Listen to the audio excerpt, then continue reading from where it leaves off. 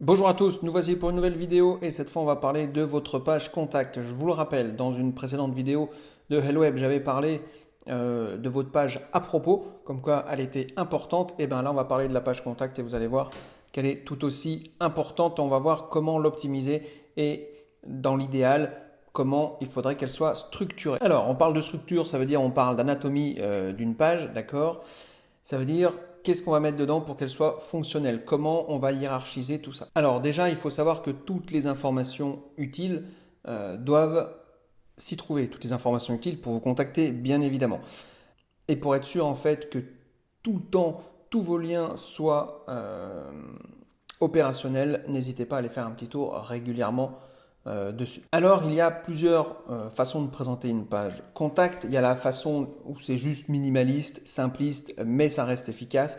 C'est-à-dire que vous allez simplement demander le nom de la personne, son adresse mail, son téléphone, éventuellement l'objet, pourquoi il vous contacte, et un petit encart pour que l'utilisateur puisse vous contacter et laisser un message. D'accord? N'oubliez pas aussi la petite case RGPD, j'y reviendrai dans une autre vidéo, mais vous faites des recherches sur Internet.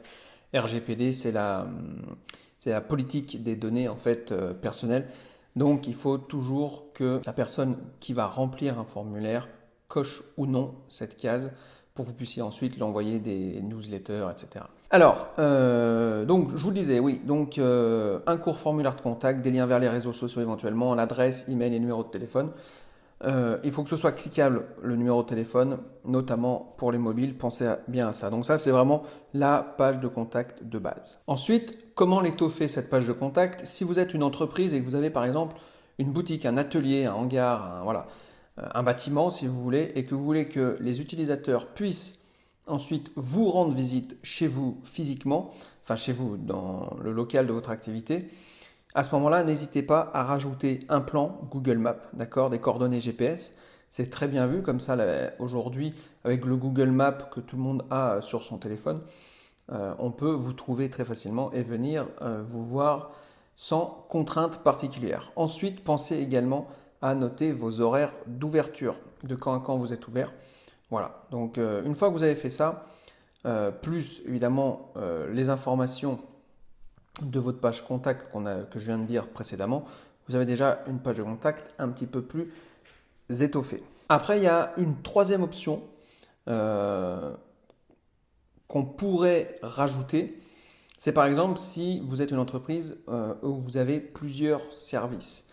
Par exemple, vous êtes maçon, vous proposez aussi votre entreprise quelque chose de menuiserie. Après, il y a le service client, le service technique, etc. Pourquoi pas dans cette page contact, donc en plus des formulaires classiques qu'on a dit juste avant, pourquoi ne pas segmenter les accès en fonction des besoins des utilisateurs? Même si au final ça revient peut-être dans la même boîte mail, c'est-à-dire la vôtre, ou alors sur une boîte mail de chaque collaborateur spécifique.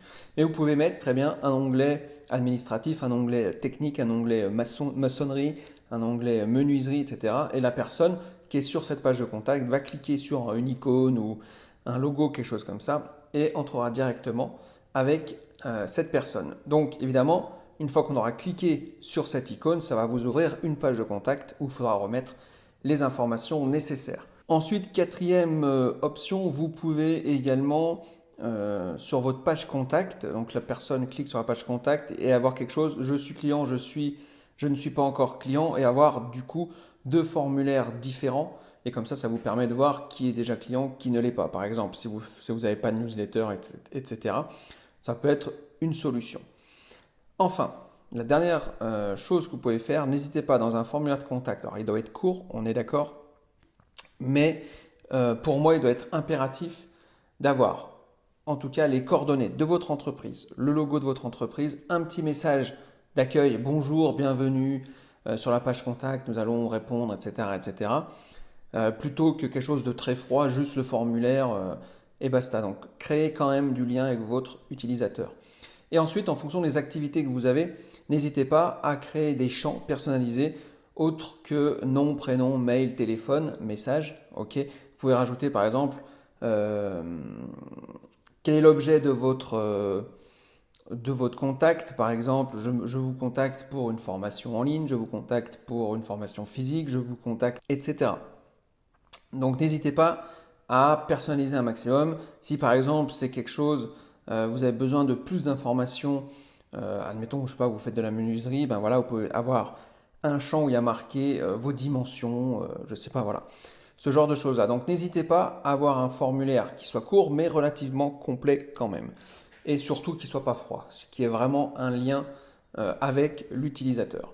Voilà ce que j'avais à dire sur votre page contact. C'est une page quand même qui est importante puisque la plupart des gens qui voudront rentrer justement en relation avec vous utiliseront cette page contact. Donc voilà, n'hésitez pas à la soigner avec les petites astuces que je viens de vous donner. Moi je vous dis à très bientôt pour une prochaine vidéo. Ciao!